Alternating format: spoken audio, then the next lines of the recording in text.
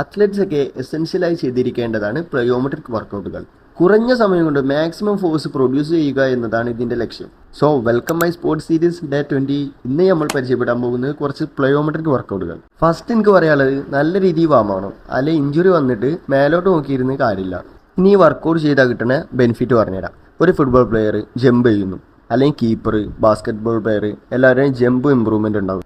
അതിന് നമ്മൾ explosive power എന്ന് പറയും, അതായത് പെട്ടെന്ന് കിക്കായിട്ട് ചെയ്യുന്ന കാര്യങ്ങൾ. അടുത്ത വർക്ക് എജിലിറ്റി കോർഡിനേഷൻ, അതായത് പെട്ടെന്നുള്ള ചേഞ്ച് ഓഫ് ഡയറക്ഷൻ, നമ്മളെ ബോഡി കൺട്രോൾ ചെയ്ത് ഇമ്പ്രൂവ്മെന്റ് ഉണ്ടാക്കും. നെക്സ്റ്റ് വണ്ണാണ് സ്റ്റെബിലിറ്റി ബാലൻസ്.